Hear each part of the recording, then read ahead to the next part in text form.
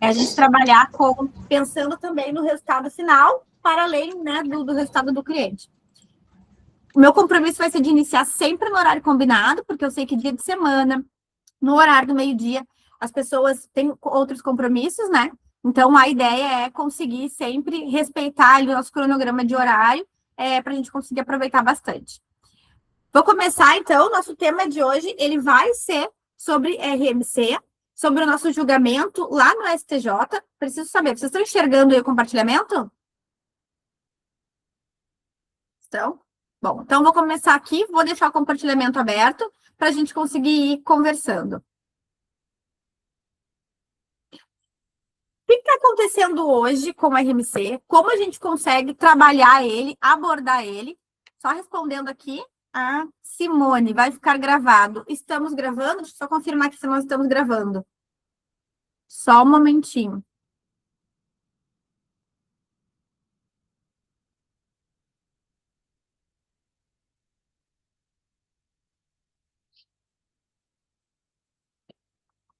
Sim, estamos gravando, estamos gravando. Só vamos ver como vai ser disponibilizado depois. Mas, então, o que a gente vai falar hoje? Sobre o RMC, o que está acontecendo hoje, sobre o julgamento dele no STJ e como a gente consegue trabalhar nele a partir de agora, né?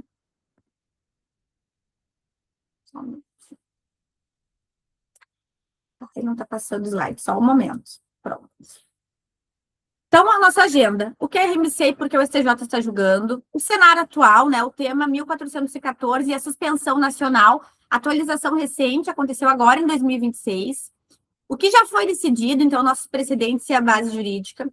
Como identificar o cliente com esse direito, como identificar o cliente que pode ter essa ação realizada. Como vender esses processos, então, como oferecer para esses possíveis clientes, qual o valor, como cobrar, né, honorários iniciais. E, no final, a gente vai conversar um pouquinho sobre o nosso próximo passo aqui do DB 360. Então, o que é o RMC? De maneira bem ampla, né? A reserva de margem consignável, ela tem hoje um percentual de até 5% do benefício previdenciário ou dos salários, que é um ponto importante, reservado para crédito rotativo via cartão consignado, com desconto direto em folha. Então, a lei ela foi criada, a primeira lei, a Lei 10.820 de 2003, que dá a base legal para os descontos nos benefícios na consignação em folha. Em 2013, houve a limitação da margem de 5%, que foi definida como margem máxima do RMC, e com a obrigatoriedade de autorização expressa do titular, ou seja, o titular ele tem que autorizar esse desconto, tem que autorizar ter esse cartão ali consignado, e depois nós temos ali o CDC, e aí eu trouxe aqui uma abrangência, né, para a gente conseguir enxergar, que é a transferência do crédito. Então, existe a exigência de informação clara sobre os encargos, tarifas e juros em contratos de crédito ao consumidor, que também se aplicam ao RMC.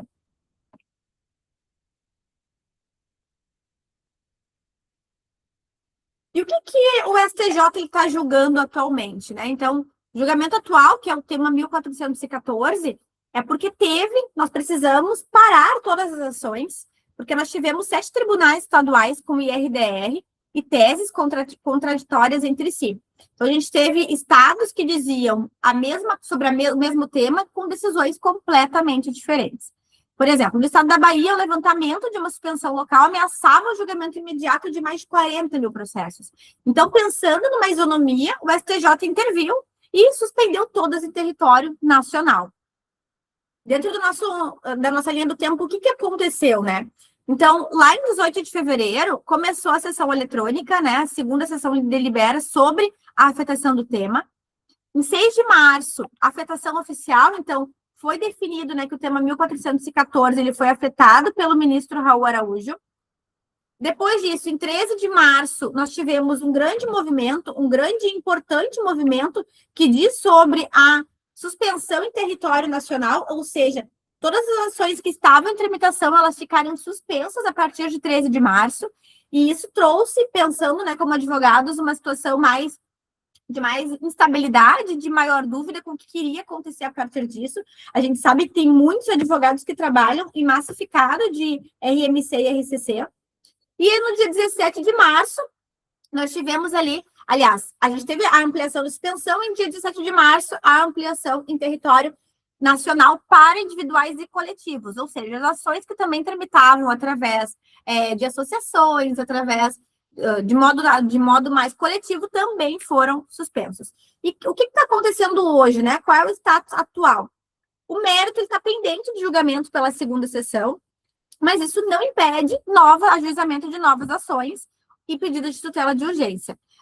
Iniciamos há umas 3 semanas atrás esse julgamento novamente, onde ele também não foi concluído, ele continua lá em pauta para julgamento do mérito, e tem uma coisa super relevante aqui, que o fato de haver essa suspensão não impede que nós podemos ajuizar novas ações.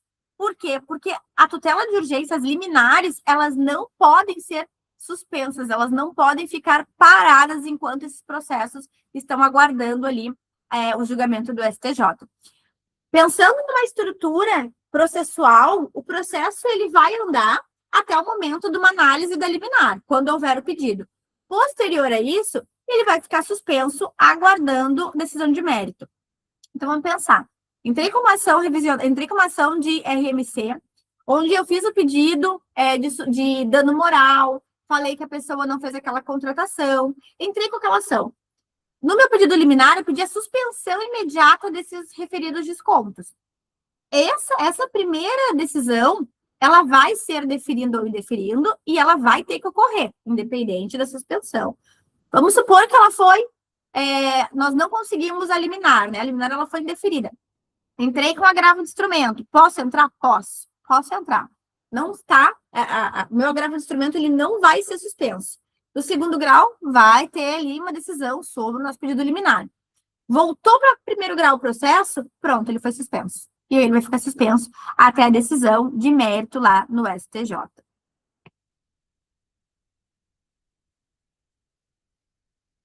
As questões que estão sendo submetidas a julgamento, né? O nosso tema 1414. Questão 1. A validade do contrato, né? Então, eles vão definir parâmetros objetivos para aferir a validade e o eventual caráter abusivo dos contratos de cartão de crédito consignado. Considerando o quê? Se houve informação clara e adequada ao consumidor, que uma das teses hoje que é muito utilizada na advocacia pró-consumidor é que esse contrato ele é feito quase como uma venda casada, quando um consumidor vai lá e realiza um contrato de empréstimo, ele já vem junto com uma venda casada. 2, que não é explicado de forma clara e objetiva para o consumidor a forma do desconto, a quantidade de descontos que estão acontecendo e como vão ocorrer, né, esses pagamentos. E segundo, o prolongamento indeterminado da dívida. Então, o que é esse prolongamento indeterminado da dívida? Numa ação de RMC, aliás, nem vou para uma ação, né? Vamos anteriormente a isso. O RMC, ele começa a ser descontado e ele não tem uma previsão de quitação. Se a pessoa continua usando o cartão, e aqui a gente está pensando no caso de um consumidor, de um cliente, que sim, ele utilizou o cartão, se ele continuou utilizando o cartão, ele vai seguir descontando conforme o pagamento. Agora, se ele usou uma única vez e nunca mais usou novamente quando foi retornando o limite, o desconto segue acontecendo. Ou seja, ele está pagando por algo que ele não está consumindo. Então, a validade, ela vai bater também na questão da clareza, né, da transparência de informação ao consumidor, e aqui a gente tem uma ampla defesa do direito do consumidor sobre esse aspecto, e sobre o prolongamento indeterminado da dívida. Então, aquela dívida que nunca vai ser quitada, que vai ficar sendo descontada de forma eterna. A questão 2, as consequências jurídicas, né? Em caso de invalidação, ou seja, vimos que foi invalidado, seja porque não houve de forma clara a explicação do que era contratação, seja porque aquele consumidor não tinha, já quitou o valor daquele débito, porque a dívida é eterna, e, de fato, está pagando por algo que não deveria. Então, em caso de invalidação, se vai ser restituído ao estado anterior, ou se vai ser convertido em empréstimo consignado, isso nos casos onde, ao invés de liberar um cartão, uma margem, foi liberado valores na conta daquele consumidor, ele recebeu como se fosse um empréstimo, está sendo descontado como se fosse um cartão RMC, ou se vai ser uma revisão de cláusulas. E depois disso, se vai haver configuração de dano moral em reapsa. Bom, o que é importante a gente entender aqui? A gente está falando de 3 situações do RMC. O consumidor que ele não adquiriu, ele não solicitou, ele não pediu aquele cartão e ele recebeu o cartão em casa e começaram os descontos. O consumidor que ele utilizou o cartão, parou de utilizar e os descontos seguiram. E terceiro, o consumidor que queria tirar o empréstimo por não ter margem, foi incluído para ele um desconto de RMC como se fosse o empréstimo, e os descontos seguiram ad eterno. Um ponto importante na questão do empréstimo é que o que muda efetivamente? Mas o desconto seguiu acontecendo, então, teoricamente, é só a forma. Não, a taxa de juros. Porque quando eu digo que o empréstimo ele é consignado, a nossa taxa de juros é uma das menores do mercado. Pensando em INSS, então, eles falam. Salvo engano, ela é uma das menores, ela debate muito com a questão do consignado do servidor público, mas é uma das menores do mercado. Cartão de crédito já não é a menor taxa do mercado, pelo contrário, é uma das maiores. Então, a gente está falando aqui, no montante, não é na parcela mensal, mas no montante final, ser um valor muito desproporcional ao valor que deveria ser. Então, a gente tem que avaliar que são 3 alternativas aqui. E o mais importante em ações de RMC não é eventualmente a gente conseguir mensurar os valores totais, mas sim a gente conseguir entender em qual das figuras vai se caracterizar melhor. Eu consigo caracterizar no empréstimo, no empréstimo que não foi contratado como empréstimo, eu consigo configurar numa ação de RMC onde o cliente pagou a maior, ou lá onde o desconto ocorreu e a pessoa sequer utilizou. Esse é um ponto importante. E aí, no empréstimo, especificamente, a gente tem um ponto de maior destaque, que não está sendo debatido aqui, mas que é algo para se pensar como advogados pró-consumeristas, que no momento que eu tiro meu empréstimo consignado do desconto de RMC, eu preciso ter margem para poder realocá-lo lá em cima, lá no meu desconto, lá nos meus empréstimos. Se o consumidor não tem margem, o que acontece com esse empréstimo? Como que o banco vai fazer a cobrança dele? É um ponto a ser questionado, não está em debate ainda, não entrou, né, na questão das demandas, das questões submetidas ao julgamento 1414, mas é um ponto de atenção para a gente acompanhar. O que já foi decidido pelo STJ em outros momentos, né, sobre essa questão do RMC? Então, a gente tem tese firmada, tema 1085, que diz que o banco deve comprovar a autorização expressa e individual do consumidor para a utilização do RMC. A mera adesão do contrato não constitui autorização suficiente. Ou seja, para além de uma assinatura contratual, eu preciso ter a expressa e individual autorização. Hoje, na prática, o que estava acontecendo? Simplesmente era um contrato com assinatura, seja digital, seja online. Tem alguns tribunais que já estão entendendo que é necessário a foto para ser validado, que a assinatura eventualmente tinha que ser via Gov, que tinha que ter uma declaração expressa sobre o RMC, sobre esse desconto, mas as decisões elas estavam sim divergentes, não eram todos os tribunais que tinham os mesmos entendimentos. A cobrança sem autorização, e aí é que alguns pontos importantes que nós pedimos, né, nesse tipo de ação. Cobrança sem autorização, a prática abusiva, restituição em dobro, se é possível. Em qual momento a gente se encaixaria? No momento que a pessoa não solicitou o cartão, recebeu, não utilizou e está tendo desconto. Então, aqui a gente poderia, eventualmente, já deixar esse pedido da restituição em dobro. Juros acima do pactuado. O que seria isso? Bom, se nós estamos dizendo que a pessoa pediu um empréstimo e, na verdade, está descontando como RMC, a taxa de juros dela está acima da média. Então, aqui a gente tem que também ter esse pedido, se for o caso, se a gente conseguir encaixar, alocar nesse tipo de ação a taxa de juros correta, que é a taxa do consignado. Depois, tarifa do saque e anuidade, né? Questionáveis mesmo com o contrato assinado. Então, existem algumas tarifas que estão muitas vezes naquele contrato e que a gente também tem que, eventualmente, fazer o questionamento. E, por fim, dano moral. Dentro da área do direito bancário, especificamente nos casos contratuais, sejam revisionais, busca e apreensão, o que a gente estiver discutindo, o dano moral ele é muito mal visto pelos tribunais hoje, infelizmente.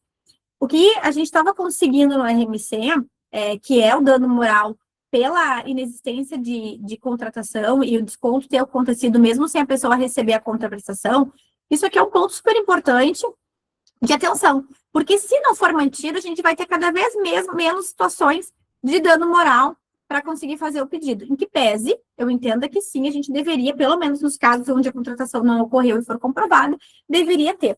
Agora, se nós conseguirmos, né, ter a manutenção desse dano moral reconhecido, bom, daí a gente consegue uma grande vitória para esse tipo de ação. Eu costumo dizer sempre que a grande jogada do RMC é a gente conseguir adequar a ação ao ponto específico.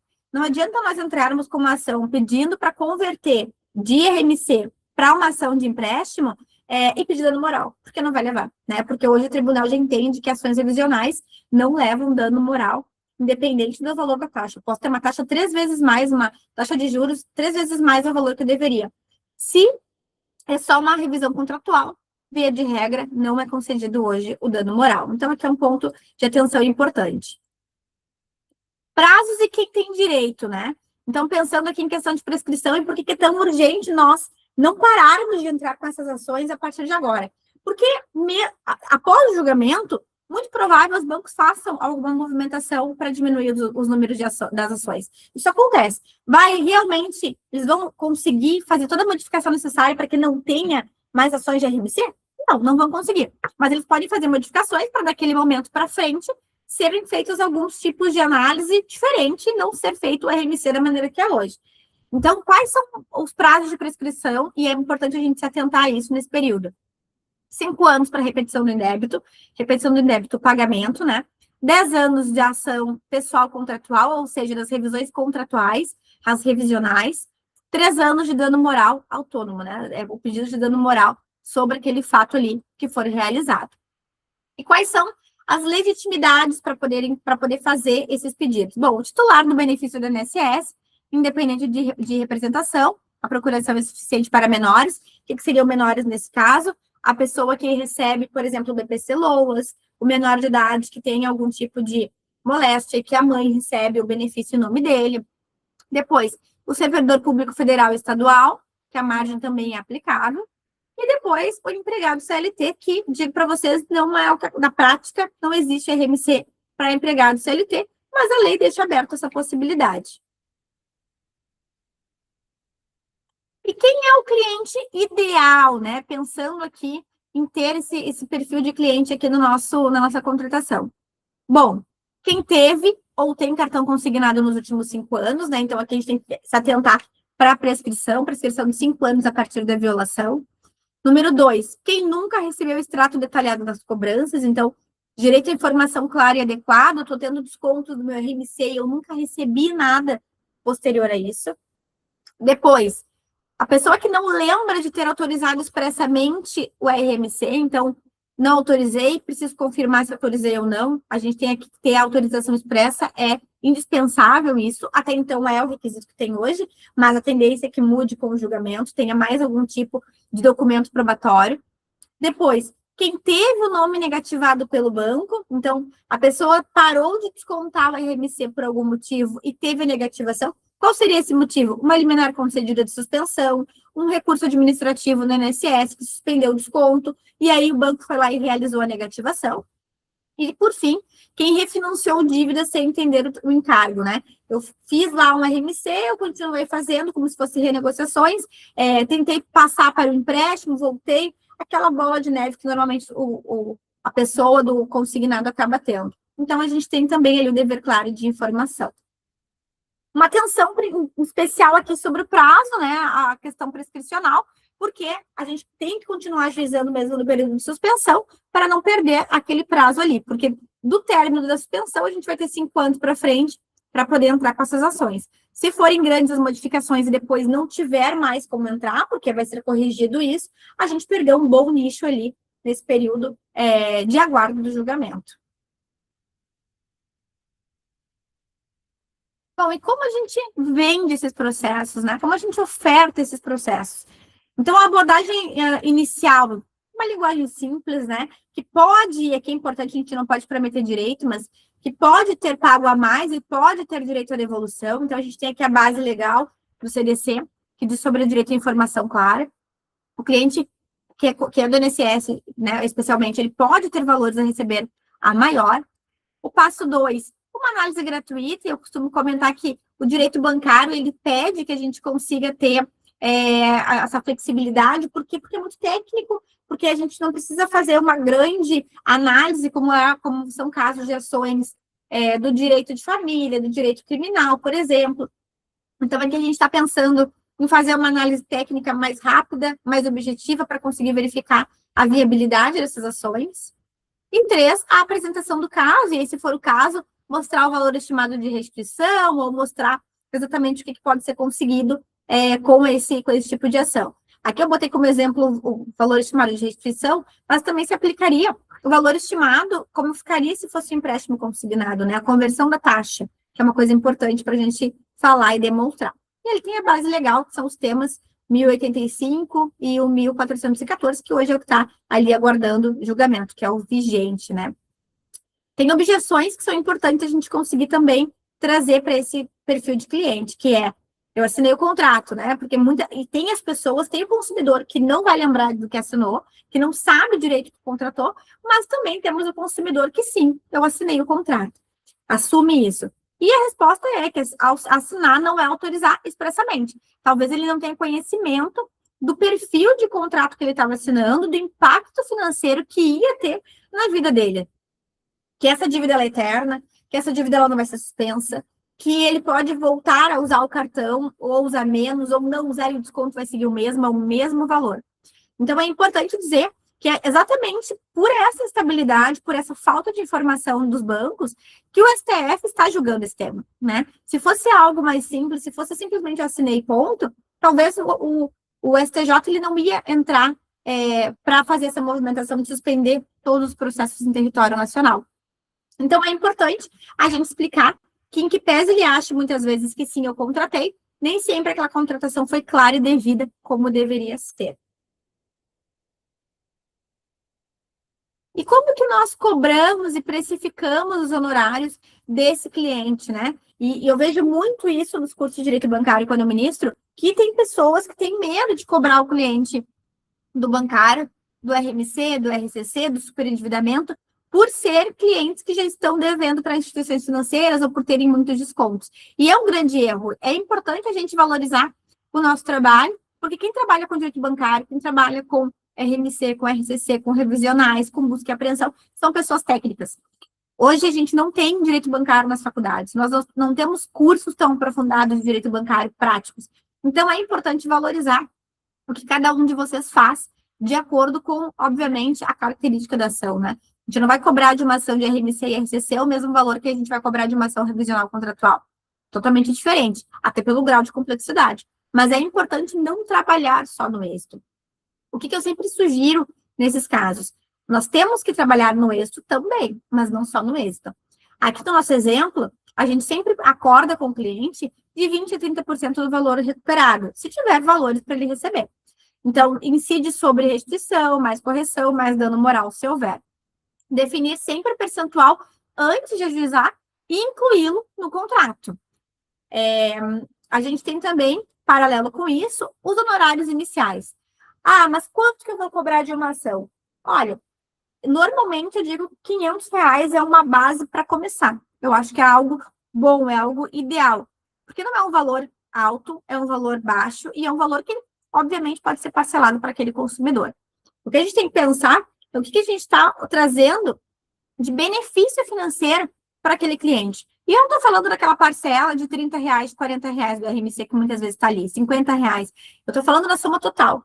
Quanto esse cliente, esse consumidor, deixaria de pagar se a gente conseguisse ali a reversão do RMC para empréstimo consignado, ou a suspensão por detectado, ou eventualmente que ele pare de vez de pagar, porque realmente ele nunca utilizou e ainda receba devolução. Essa questão da vida financeira, qual é o impacto que vai ser causado, é importante para a gente conseguir trazer na hora de fazer a cobrança desses honorários.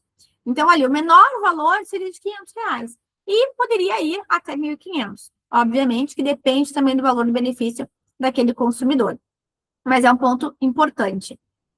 Cobre pesquisa, né, elaboração da inicial. Então, o que é a pesquisa e elaboração inicial? Um contrato, cobre o valor para fazer essa ação. Isso evita clientes não comprometidos. O ideal é cobrar pelo menos uma entrada antes da distribuição, mesmo que seja um valor baixo, para ter transparência total. E é importante, né? Isso é um impacto para qualquer tipo de área do direito, é a nota fiscal ao final da contratação. Isso aqui é super importante. A gente tem aqui um ponto que, normalmente, quando eu trabalho nas áreas de bancário, de cursos, eu sempre digo, RMC e RCC são ações para iniciar na área do bancário, são ações para a gente poder aprender como trabalhar com massificado, são ações que são menos técnicas, são ações que são mais fáceis de identificar o perfil do consumidor, o perfil daquele cliente.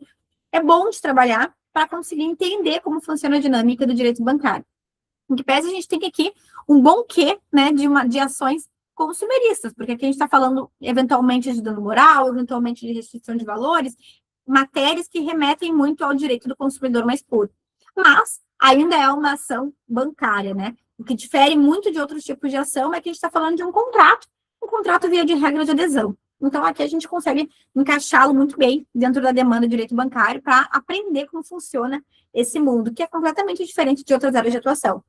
O direito bancário ele tem uma tramitação muito própria, muito objetiva e muito técnica. Isso é importante.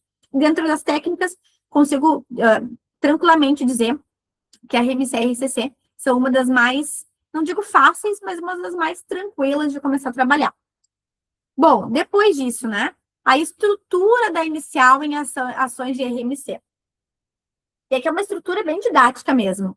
A qualificação e a relação contratual, então identificar o produto, se é RMC, se é RCC, qual é o banco, o período e o valor descontado.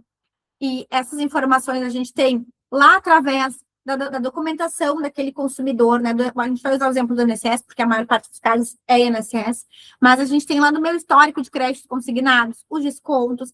É algo super fácil de conseguir. O nosso cliente consumidor, ele é um tomador, ele é o perfil de cliente que é acostumado a tirar empréstimos. Ele é acostumado a ter acesso a esses documentos, né? Os documentos do INSS dele, porque ele precisa na hora de fazer cálculo de margem, na hora de tentar tirar algum empréstimo novo. Então, são documentos fáceis de conseguir. Ele pode tanto enviar ao advogado ou, eventualmente, passar a senha para fazer a retirada. Eu sempre comento aqui internamente no escritório que se o cliente passa a senha, a gente depois orienta ele a trocar por uma questão de segurança para ele também. E, obviamente, para a gente, para não ficar com esse acesso. Então, depois disso, a fundamentação, as teses do STJ, invocar os temas, né? O 1085, que ele é um dos principais já consolidados, o tema 1414, que é o que tem julgamento, e a gente vai ter, é importante a gente colocar isso na nossa petição, onde a ausência de autorização expressa não ocorreu.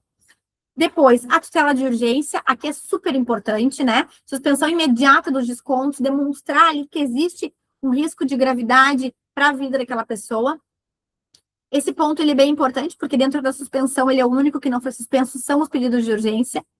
O nosso pedido principal, que é o número 4, a restituição em dobro, se for o caso, correção monetária e dano moral, se cabível, né? Então, a gente vai pedir a suspensão, tanto na tutela de urgência quanto no mérito, mas a gente também vai fazer o pedido principal de restituição em dobro do que foi pago a maior, a correção monetária dos valores que foram pagos e o dano moral, se for cabível, né? Se eventualmente for um caso de empréstimo, a gente vai fazer o pedido da conversão de RMC para empréstimo consignado dentro da sua taxa correta e mais adequada.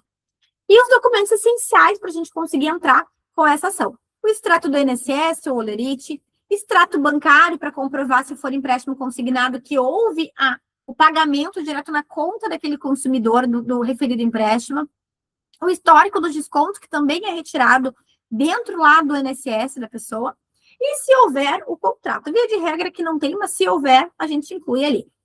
O contrato não é um requisito essencial, né? O essencial mesmo é o extrato do INSS, onde a gente consegue fazer a comprovação.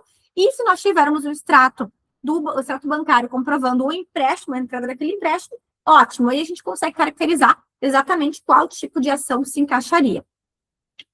Alguns pontos importantes aqui, mas trazendo a título de conhecimento e legislação, né? Então, no CPC, artigo 300, a gente fala sobre a tutela, né? Sobre a tutela de urgência. O 319 do CPC fala sobre os requisitos. O 320 do CPC, a gente fala sobre os documentos. O 42, lá do Código de Defesa do Consumidor, a gente fala sobre o pagamento do indébito, né? O dobro do valor à restituição. O 84, sobre, dentro do CDC também, a obrigação de fazer. E, super importante, rebatendo os temas do STJ 1085, 1414, que são pontos super importantes. Eu sempre incluo também nas ações bancárias o artigo 6º do CDC, onde a gente fala sobre a inversão do ônus da prova, que é competência e responsabilidade da instituição financeira, trazendo o processo, toda a documentação probatória necessária para conseguir fazer aquele tipo para poder conseguir fazer aquele tipo de prova, que só o banco tem acesso de documentos. Bom, e aí, antes, eu vou abrir aqui ter um espaço para dúvidas. Quero saber se vocês têm algum tipo de dúvida sobre o RMC, sobre o RCC, sobre o que nós falamos agora. Se quiserem levantar a mãozinha aí, a gente pode abrir esse espaço. Não, sem dúvidas.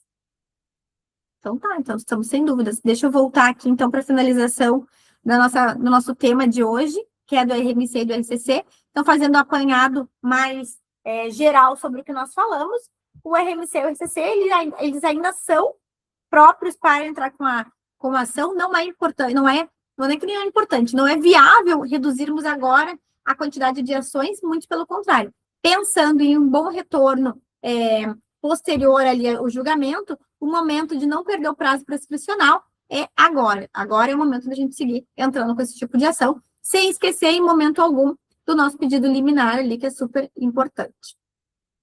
Finalizo a aula de hoje, então. Se vocês quiserem, estou aberta aqui para dúvidas sobre o RMC e sobre o RCC, sobre o julgamento 1414 também. E caso não tenhamos dúvidas, então, eu fico vou deixar aqui na nossa última página o nosso novo projeto. A gente mudou bastante o formato de mentoria, que antes era individual. Como tinham muitas dúvidas da mentoria individual, que era sobre gestão, querendo incorporar a questão do bancário, eu resolvi fazer uma grande modificação e, ao invés de termos as mentorias individuais, focada no caso a caso de cada pessoa sobre gestão, a gente está trabalhando hoje com a gestão e o direito bancário na mesma mentoria. Um espaço de network, um espaço de troca, uma mentoria de 6 meses de acompanhamento. E aí, nela, eu vou deixar aqui, falando pela primeira vez, a primeira aula online, onde a gente vai falar sobre essa mentoria que vai abrir lá no meio do ano. Então, não iniciou ainda, ela é para o meio do ano, mas só para contar um pouquinho isso. E, bom, ela vai tratar um pouquinho sobre essa questão de gestão, a questão de bancário, o network, e vai contar com eventos presenciais também, que já vão estar incluídos nela. Eu vou deixar para vocês ali o contato no final, caso tenham interesse, vai ter um formulário, para se informar um pouquinho mais sobre essa questão da mentoria, que vai trazer, com certeza, grandes modificações para a prática profissional de cada um de vocês. Tá bem? Estou finalizando, então. Uma boa tarde a todos. Muito obrigada pela participação, por perderem um pouco do horário do almoço conversando comigo. Um grande abraço para vocês. Tchau, tchau.